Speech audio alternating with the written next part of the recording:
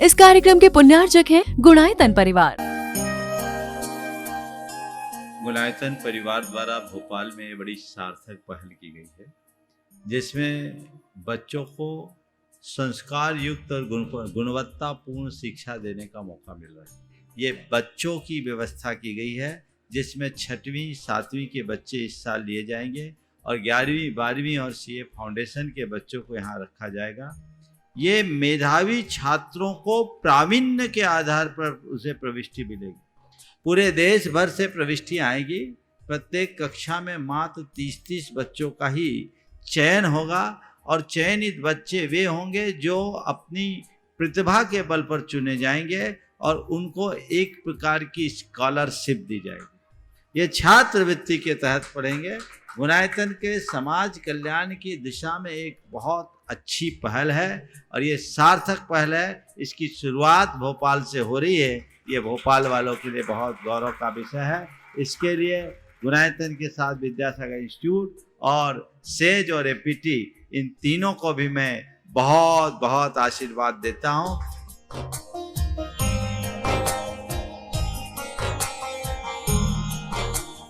एक आदर्श और व्यवस्थित दिनचर्या का लक्ष्य प्राप्ति में बहुत बड़ा योगदान होता है।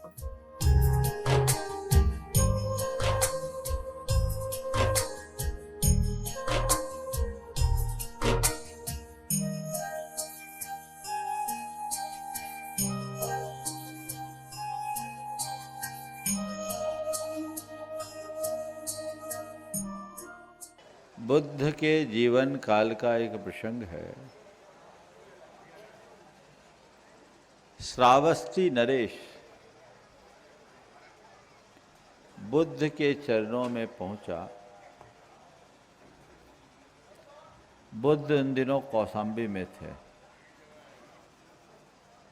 और उनसे निवेदन किया कि भंते, मैं विगत 1 माहों से आपके प्रवचन सुन रहा हूँ। आप जो बातें करते हैं मन को छूती है। आपकी अहिंसा करुणा की बातें, आपकी क्षमा मैत्री का मार्गदर्शन बड़ा अच्छा लगता है, लेकिन मेरे अंदर का क्रोध कभी शांत नहीं हो पाता। अहंकार निरंतर उभरता रहता है। मन में शांति और सद्भाव जैसी आनी चाहिए वो नहीं है। आखिर आपके प्रवचन सुनने के उपरांत भी ये परिवर्तन क्यों नहीं आता? मैं समझता हूँ ये सवाल आप लोगों के मन में भी आता होगा और इसीलिए ये प्रसंग मैंने आज यहाँ उपस्थित किया। कहते हैं बुद्ध ने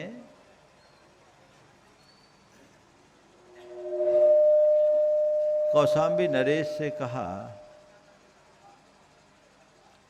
कि तुम कहाँ से आते हो?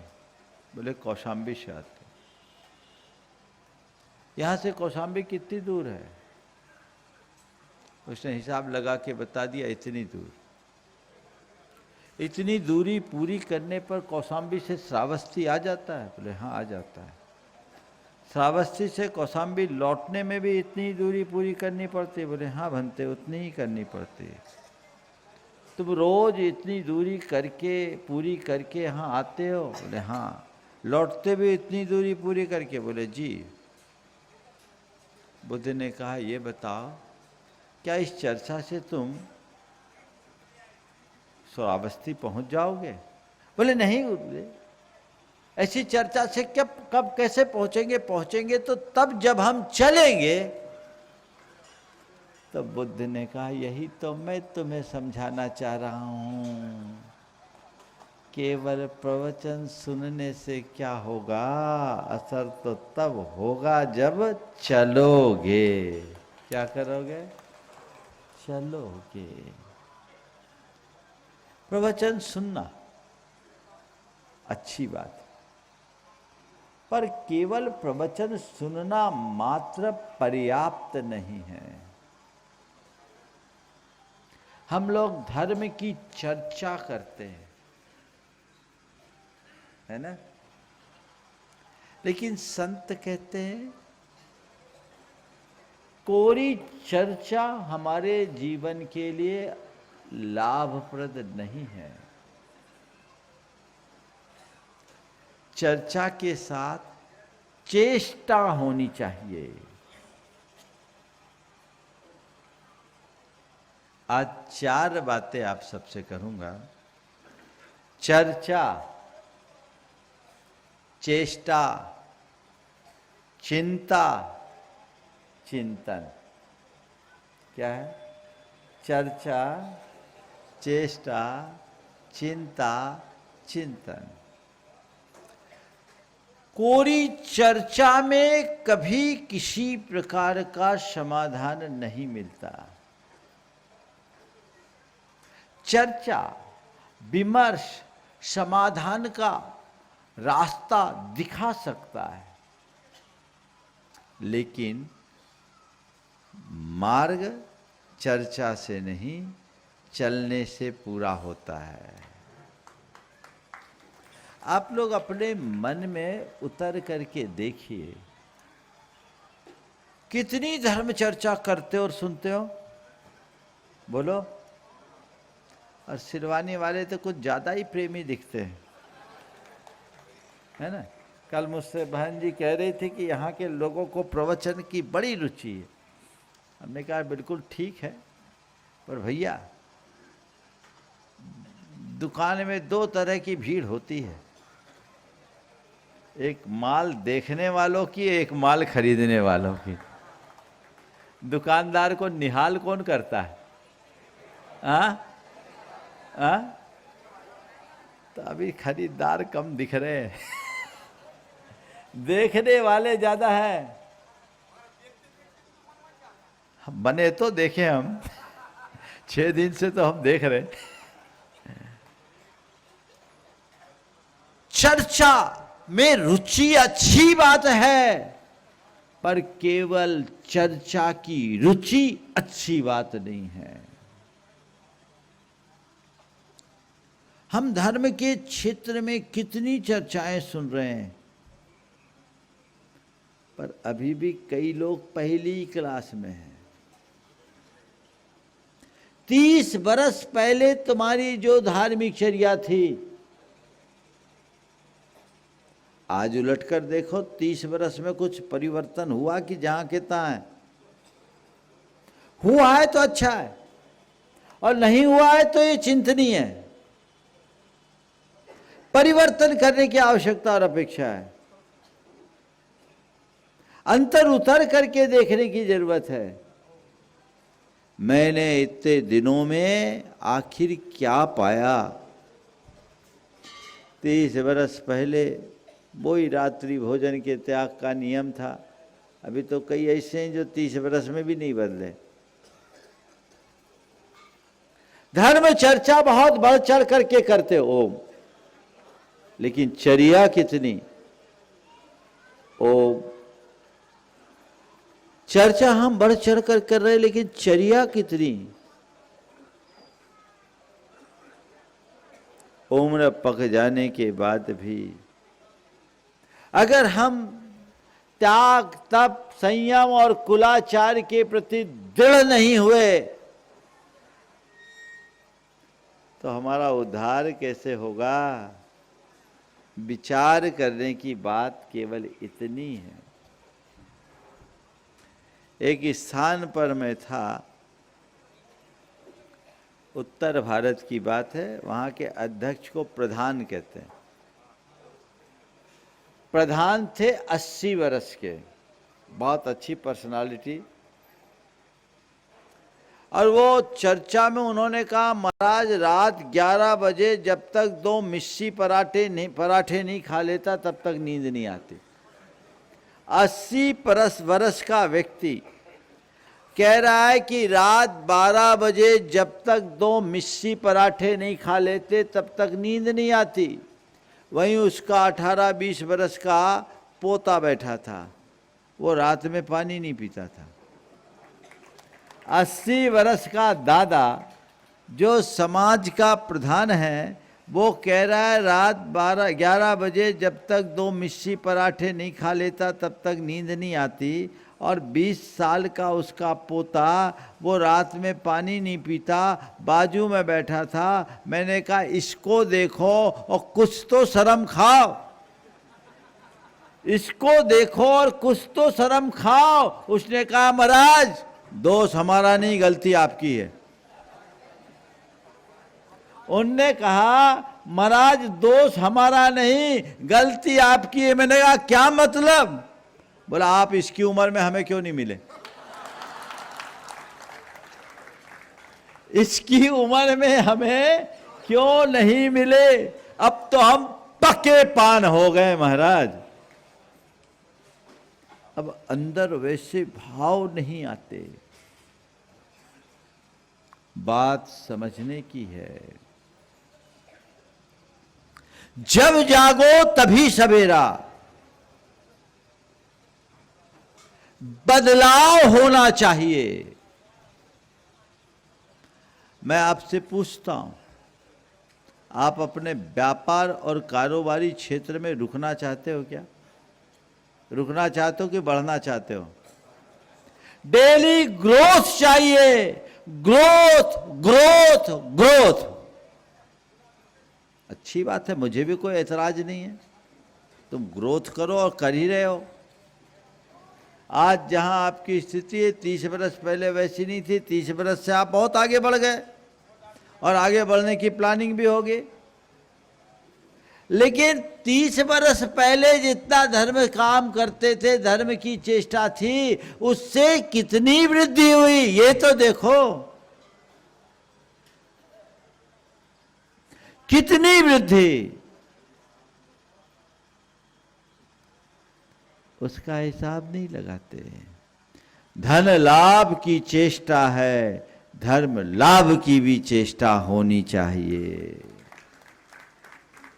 तुम्हारे द्वारा अर्जित किया गया धन यहीं छूट जाएगा, साथ में क्या जाएगा? क्या जाएगा? तो बोलो, तुम्हारा ध्यान किस पर है? हाँ बोलो, थोड़ा जोर से बोलो, हम सुन ले। अभी तो धर्म पर है। मैं भगवान से प्रार्थना करता हूं कि जो ध्यान अभी है वो आगे भी बना रहे। नहीं तो अभी तो लगे हो, कल आके कहोगे महाराज अच्छे से निपट गए। अरे निपटना थोड़ी है, अब तो बाकी कामों को निपटाने की बात सोचना है। गोरख धंधा बंद हो और धर्म ध्यान में मन लगे, ऐसा मनोभाव जागृत करिए। गोरख धंधे में तो हम अनादि से लगे हुए हैं। हम चर्चा भी उसकी ज्यादा करते हैं, चेष्टा भी उसी की ज्यादा करते हैं। और प्राय जिसकी चर्चा होती उसकी चेष्टा होती। तब उसे बदलो। धर्म की चर्चा आपने शुरू कर दी, चेष्टा भी यत्किंचित चल रही है, पर ये निरंतर गतिशील होनी चाहिए। चेष्टा बढ़नी चाहिए। पाप की चेष्टा बहुत है, धर्म की चेष्टा कितनी बोलो।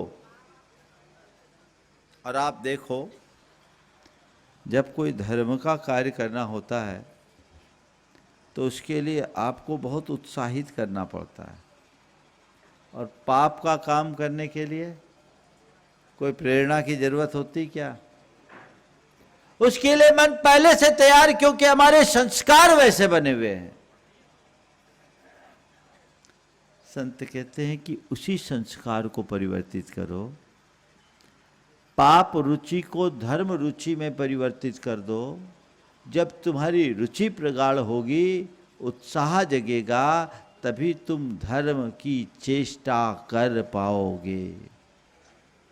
साधु संतों के संपर्क में आने के बाद आपका धर्म कार्य बढ़ जाता है। अभी तो आप लोगों की कहानी ये है कि महाराज दुकान फुकान दिख ही नहीं रही है। तो भैया जब हमारी दुकान लग गई तो तुम्हें अपनी दुकान कहाँ से दिखेगी, है ना? नहीं लग रही, क्यों? रुचि है। जिनकी रुचि है वो लाभ ले रहे हैं, और जिनकी रुचि नहीं वो कभी लाभ नहीं लेंगे। तो धर्म की रुचि जगती है तो फिर धर्म चर्चा में भाग लेते हैं, और धर्म चर्चा में भाग लेते हैं तो धर्म करने की चेष्टा बढ़ती है। आज मैं आप सबसे कहना चाहूंगा कि चेष्टा बढ़ाइए, आगे बढ़ने की चेष्टा कीजिए।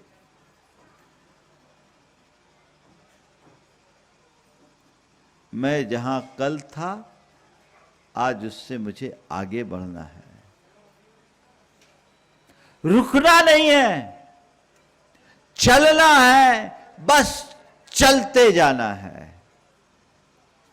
ये दृष्टिकोण अपने अंतर मन में जगाइए।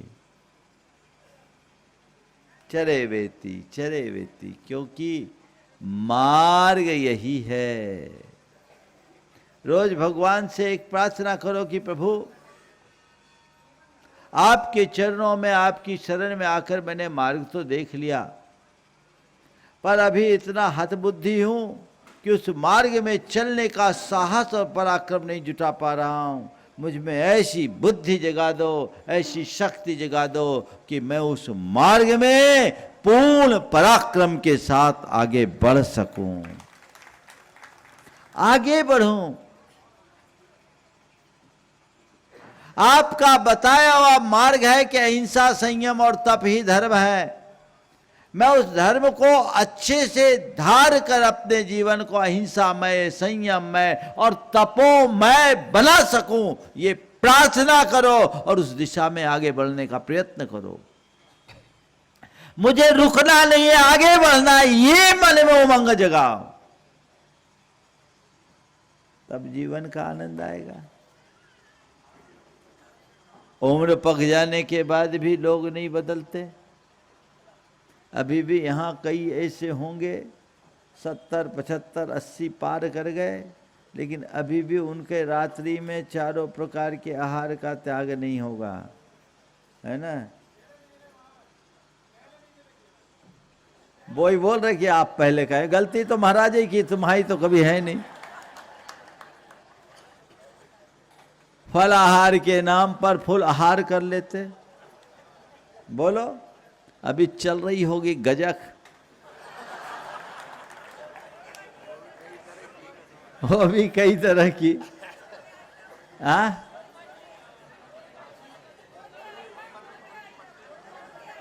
गोंद के आइटम, वो तो पता है मुझे। इस मामले में आप लोग बहुत कलाकार हो। भर पेट और भर प्लेट, वो फलाहार नहीं, वो फुल आहार। जो चीजें दिन में ना खाई जाए वो रात में खाते हैं। बोलो, क्या ये संयम नहीं लाया जा सकता? मन में नहीं आता? कब, आखिर जीवन कब बदलेगा?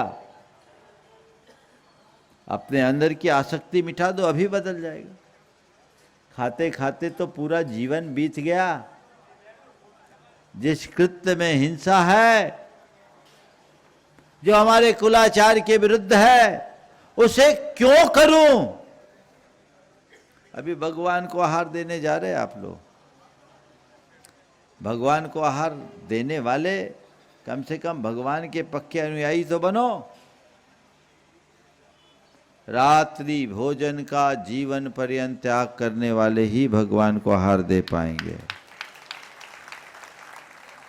और देखो, मैं आप लोगों को त्याग की महिमा बताता हूं। आपने रात्रि में यदि चारों प्रकार के आहार का परित्याग कर दिया तो महीने में एक पखवाड़े के उपवास का पुण्य है। हिसाब लगाओ कितना, महीने में एक पखवाड़े का। बोलो खा पी के उपवास, इससे सस्ता और क्या होगा। लालसा छोड़ो, त्याग करो। कायदे से चारों प्रकार के आहार का त्याग करना चाहिए। और यदि कम से कम चारों प्रकार का आहार का त्याग नहीं कर सकते तो 3 प्रकार के आहार का त्याग कर दो कि हम पेय लेंगे, इसके अलावा कुछ नहीं लेंगे। केवल पीने योग्य पदार्थ लेंगे, इसके अतिरिक्त कुछ नहीं लेंगे। और वह भी 9 बजे के बाद नहीं। 9 बजे से लेकर सुबह 6 बजे तक का त्याग कर दो। 9 घंटे का त्याग होता है तो 30 दिन में 270 घंटे होते हैं, लगभग 12 उपवास हो जाएंगे। महीने में 12 उपवास, हिसाब लगाओ। संकल्प पूर्वक करना पड़ेगा। आज आप लोग संकल्प लीजिए। मैं बड़े बुजुर्गों से लेकर सबसे कहूंगा, आजकल एक बड़ी ही लज्जाजनक बातें दिखने लगी है कि गुरु भक्त भी शादी ब्याहों में रात में ही खाते नजर आने लगे हैं।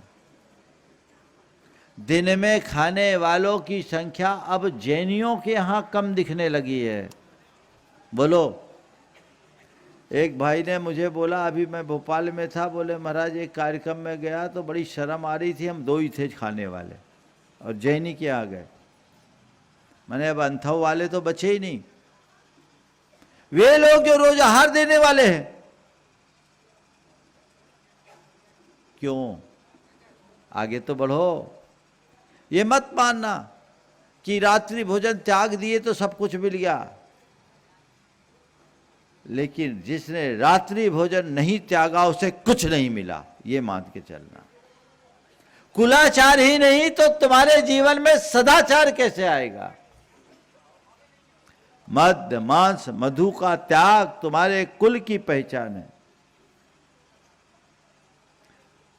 रात्रि भोजन का त्याग तुम्हारे कुल की पहचान है। अपनी पहचान को खंडित करके क्या पाओगे। चीनी यात्री ह्वेनसांग जब भारत आया, वो वैशाली का परिभ्रमण किया। उसने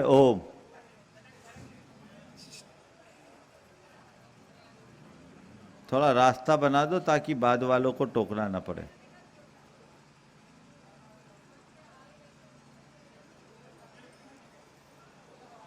तो चीनी यात्री ह्वेनसांग जब भारत आया, वैशाली का भ्रमण किया, उसने वैशाली का वर्णन करते हुए जो बात लिखी वो बहुत ध्यान देने योग्य है। उसने लिखा कि मैंने वहां बड़ी संख्या में निर्ग्रंथों को देखा। जैन धर्म का प्राचीन नाम निर्ग्रंथ धर्म, आर्य धर्म भी था, जैन बहुत बाद में आया। तो मैंने वहां बड़ी संख्या में निर्ग्रंथों को देखा। दिगंबर मुनि निर्ग्रंथ कहलाते थे, उनके अनुयायियों को भी निर्ग्रंथ कहा जाता था। मैंने वहां बड़ी संख्या में निर्ग्रंथों को देखा। समाज में उनकी अतिरिक्त प्रतिष्ठा थी और उनकी दिनचर्या सूर्योदय से शुरू होती थी, सूर्यास्त में सिमट जाती थी। बोलो कौन थे? जिनके घर के चौके की सांकल सूरज खोलता था और चौके की कुंडी सूरज लगाता था, वो जैनी कहलाता था। अब पहचानी खो दी, खोई कि नहीं खोई? बोलो। मैं तुमसे पूछता हूं, तुम्हारी फर्म की गुडविल तुम खराब करना चाहोगे क्या? बोलो। कोई भी अपनी फर्म की गुडविल खराब करना चाहेगा? तुम्हारी फर्म कितनी पुरानी, 25, 50, 100 वर्ष, उससे पुरानी कोई फर्म नहीं होगी। तुम 100 वर्ष की फर्म की गुडविल को बनाए रखने के लिए तत्पर हो, भगवान महावीर की 2500 साल पुरानी फर्म को क्यों बिगाड़ रहे हो? उसका तो ख्याल रखो। पहचान मत मिटाइए। मैं युवाओं से भी कहना चाहता हूं, कुलाचार के प्रति दृढ़ता होनी चाहिए, दृढ़ धर्मी बनिए। अपनी चर्या और क्रिया में कोई शिथिलता मत आने दीजिए। कोई मजबूरी है तो बात समझ में आती है, लेकिन प्रवृत्ति बन जाना समझ से परे है। किसी की कोई मजबूरी है, उसका प्रोफेशन ऐसा है, जॉब ऐसी है, जिनको बाहर ही जाना पड़ता है, वो एक्सेप्टेबल हो सकता है। लेकिन आदतन ऐसा करना, अरे भाई महीने में 2-4 दिन बाहर जाओ और ना खा पाओ तो क्या एक टाइम खा के नहीं रह सकते? एकासन कर लेना। जब तुम्हारे गुरु पूरा जीवन एक टाइम भोजन करके अंतराय उपवास के साथ जी सकते हैं, तो तुम महीने में 2-4 दिन नहीं कर सकते? अपने मन से सवाल करो, बोलो कर सकते हो कि नहीं? तय कर लो आज से बंद करना ही नहीं, उधर देखना ही नहीं। किया जा सकता है? करोगे? मैं सोचता हूं कि आज रात्रि भोजन के त्याग के बाद लाइन लगनी चाहिए, जैसे हमारे पास लगते हो। और आज हमारा भी नियम उन्हीं से आहार लेंगे जो आजीवन रात्रि भोजन त्याग करेगा। आज का चौके में थोड़ी भीड़ कम होगी। मैं बहुत दिन से सोच रहा था कि अब नियम बनाना है। आज का वही लाइन में लगना जो रात्रि भोजन, चाहे बच्चे हों, चाहे बच्चियां हैं, चाहे जो ही हो। हाँ चलो, तो स्वागत है सबका, लाइन में तो लगो। सिलवानी है। हाँ? बहुत सुंदर, बहुत सुंदर सुंदर। आगे बढ़ो। कल जहां थे वहां से आज आगे बढ़ना है। कुछ लिख के सो, कुछ पढ़ के सो। कुछ लिख के सो, कुछ पढ़ के सो। जिस जगह जागा सवेरे, उस जगह से बढ़ के सो। कुछ लिख के सो, कुछ पढ़ के सो। जिस जगह जागा सवेरे, उस जगह से बढ़ के सो। एक सीढ़ी चढ़ के सो। एक सीढ़ी चढ़ के सोना है। रोज पढ़ के जीना है। क्रियाओं के प्रति और अपने विचारों के प्रति जागरूक बनिए। कुलाचार को दृढ़ता से अपनाइए और अपने परिणामों को संभालने की कोशिश कीजिए। अहिंसा और संयम को अपनाइए। संयम 2 है, प्रवृत्तिगत और मनोवृत्तिगत। प्रवृत्तिगत यानी अपनी बुरी आदतों पर अंकुश, और मनोवृत्तिगत यानी अपने दुर्भावों पर नियंत्रण। अपने क्रोध को नियंत्रित कीजिए, अपनी लालसा को नियंत्रित कीजिए, अपने अहम को कम करने का प्रयत्न कीजिए, अपने अंदर की नकारात्मकता को नियंत्रित करने का पुरुषार्थ जगाइए। यही असली धर्म है। बाकी तो धर्म की ऊपरी क्रिया करने वाले व्यक्ति अपनी एक धार्मिक व्यक्ति के रूप में छवि और पहचान तो बना सकते हैं, लेकिन उनके जीवन में धर्म उतरे ये कोई पक्का नहीं है। उद्धार तभी होगा। आप लोगों ने पंचकला न किया, खूब पुण्य कमाया, कमाया कि नहीं कमाया? दिखा कितना पुण्य कमाया, बोलो कहाँ है तुम्हारा पुण्य? थोड़ा दिखा दो। बोलो सौधर्मेंद्र, कौन से खाता में? ये सब हमारा एक परंपरागत विश्वास है। उस विश्वास से हम जीकर कहते हैं हमने बहुत पुण्य कमाया, हमारा पाप कट गया। लेकिन वास्तविकता क्या है? महाराज क्या गड़बड़ है? अरे गड़बड़ नहीं है, पुण्य तुमने कमाया, चिंता मत करो, पाप तुम्हारा कटा है, इसमें संशय नहीं है। लेकिन वो पुण्य और वो पाप तुम्हें दिख कहाँ रहा है? अब महाराज सौधर्मिंद बन गए तो कभी न कभी सौधर्मिंद तो बनेंगे, वो तो मरने के बाद बनोगे भैया, ये विश्वास है, रखो, उसमें कोई संशय नहीं। मैं कहता हूं कि ऐसा करने वाले ऐसा पाते हैं, पा सकते हैं। ओम, थोड़ा सा गतिविधि बंद कर दो, वो सब काम बंद कर दो। पुजारी ड्रॉप, उसको रोक दो।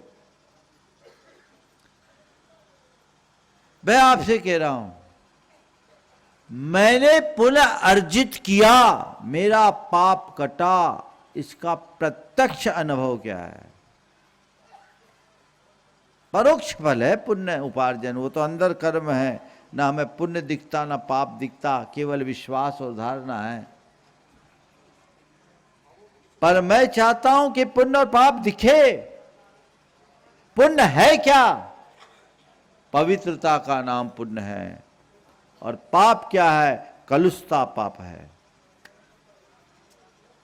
क्या है पुण्य? पवित्रता। पुण्य का मतलब ही है पवित्रता और पाप का मतलब है कलुषता। अब अपने पवित्रता और कलुषता तो हम देख पा रहे हैं। देख लो मेरे भावों में कितनी पवित्रता का संचार हुआ है। तुम्हारे अंदर की जितनी पवित्रता बढ़ी उतना पुण्य तुम्हारे खाते में है, और तुम्हारे मन की कलुषता जितनी कम हुई उतना पाप घटा है।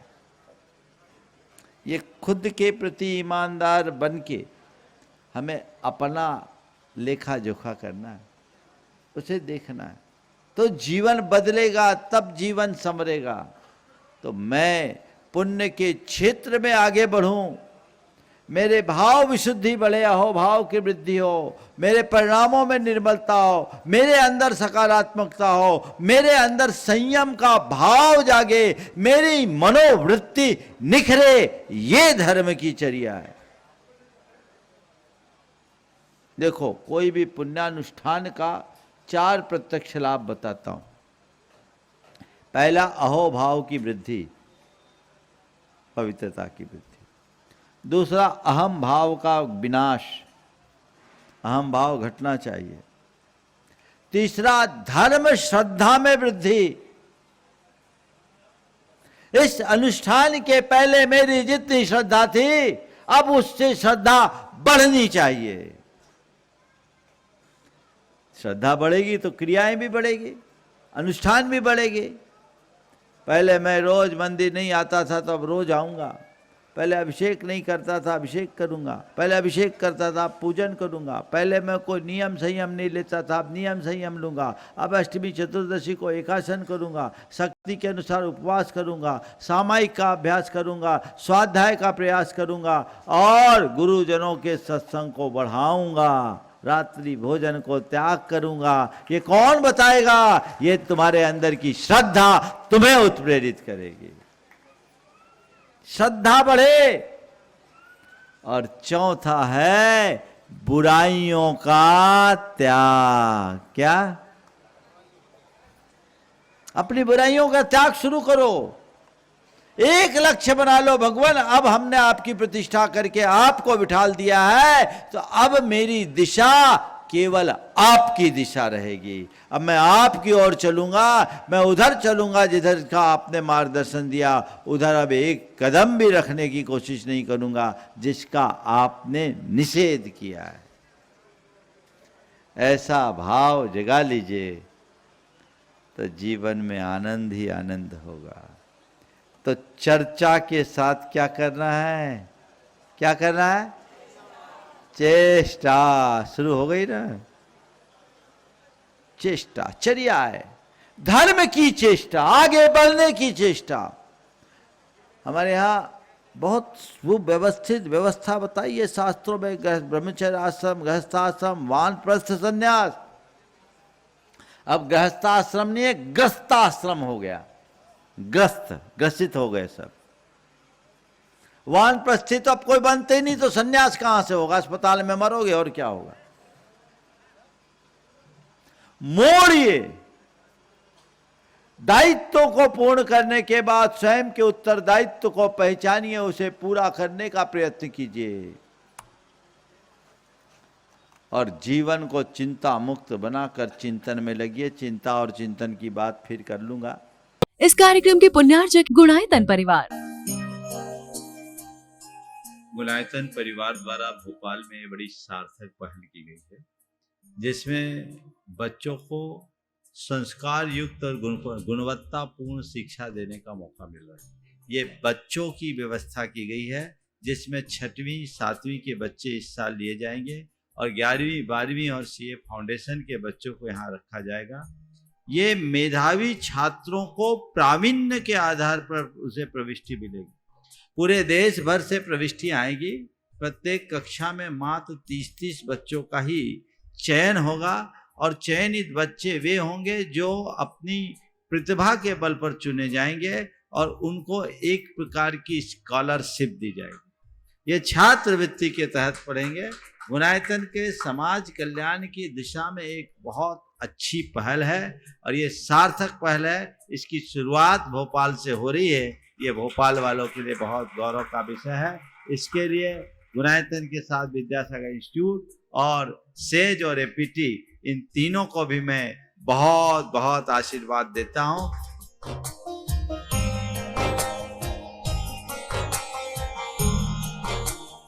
एक आदर्श और व्यवस्थित दिनचर्या का लक्ष्य प्राप्ति में बहुत बड़ा योगदान होता है।